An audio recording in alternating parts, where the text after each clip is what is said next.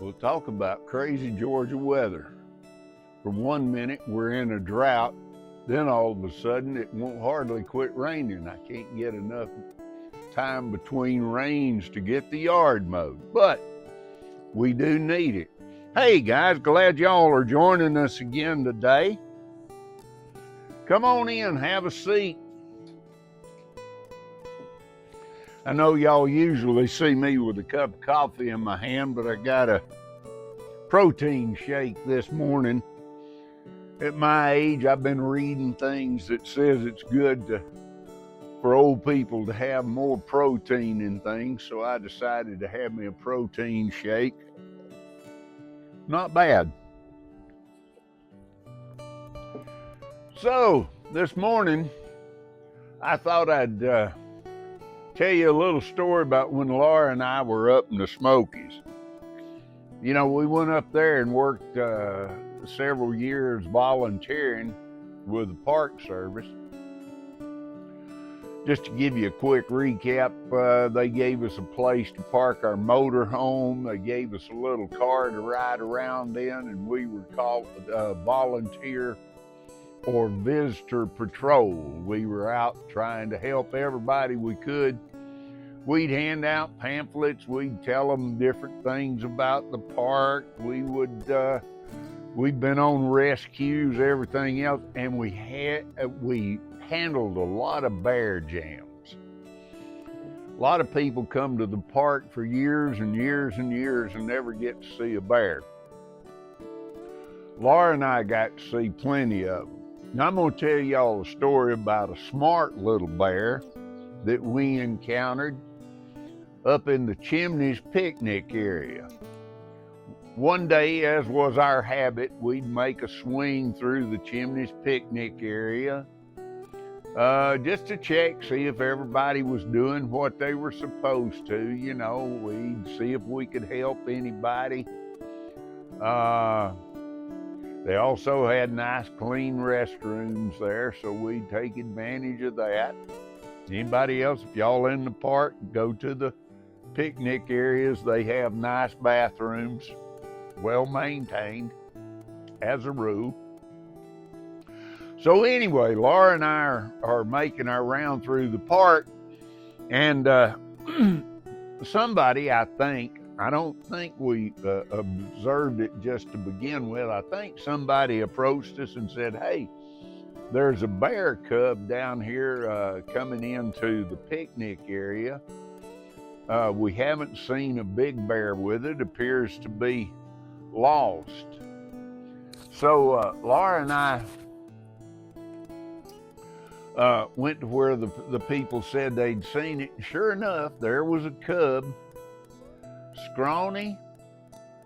We didn't know how scrawny until after the rangers captured it. So anyway, we called the game rangers and told them that we'd had a contact with a cub there in the park. We observed for a while and didn't see a mother or anything, no sow around to take care of the baby. So they sent some game rangers out. They assessed the situation, and the next thing I know, they've got one of these huge traps set up. This thing looks like a huge, almost like a culvert, a huge culvert that goes under the roadways, except it's got ends on it, it's got doors that fall down, and it's a trap to catch bears, and it's built strong to catch full-grown bears. Well, this little cub is so smart, they can't get him to go in that cage. It took them around a week or maybe a little longer, the best I can remember, because Laura and I were interested since we saw the cub, so we kept checking back with them.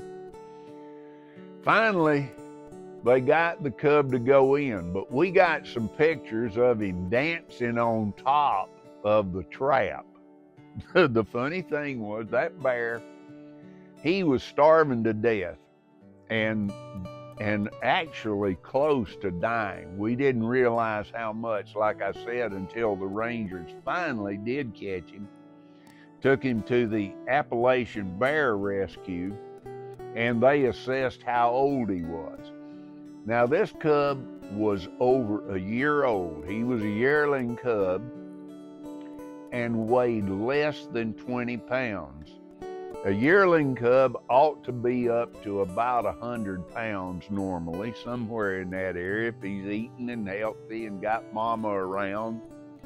Now, he was born probably in the den, and then that's where they usually are, and then they come out that year as little bitty fuzzy footballs, I like to call them, because they ain't big as nothing. And sometimes mama will have 2 up to 3, and there was one sow that was regularly having 4 each year over in Cage Cove. But anyway, this cub, he'd get up, he'd dance on that cage, and they'd try to catch him. Finally, they put something, they tried everything. They tried donuts, they tried regular, what they call bear stuff, and they finally ended up putting strawberries in there. Strawberries finally got him. He snuck in there, tried to steal him a strawberry, and the gate closed shut on him, and they finally had him. So anyway, they took him over. We kept up with him for a while. He was in Appalachian Bear Rescue. Finally got up to a normal weight for a bear that size and got released into the wild. I'm sure that the rescue, I think, when they release them, they tag them so they can keep up with them and follow their progress and see how they're doing. I don't know whatever happened to the bear. Like I said, this was years ago, so it's probably at least 10, 12 years ago, maybe longer, maybe 15. So it's pretty much, I think, past bear life cycle mostly, but he could still be around. But that was just a good story and had a happy ending. Laura and I would spend a lot of our time at these bear jams.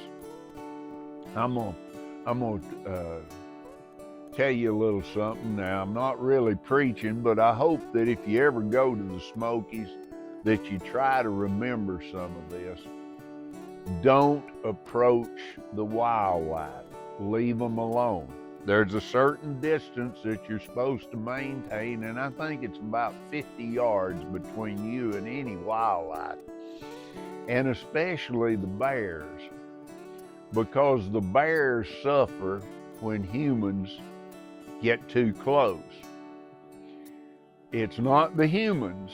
There's been very few human attacks in the park, but there have been a lot of times that they got too close, and we tried to keep people back, but people wanting a picture of a bear, they'll run up and stick the camera right in the bear's face and then wonder why the bear swats at them.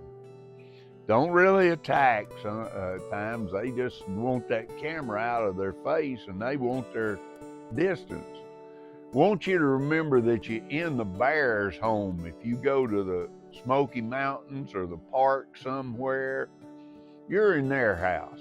Treat it with some respect and treat them with respect. They very few, like I said, there's very few bear attacks happen. But when they do happen, they can sometimes be bad for the human, but they're always bad for the bear.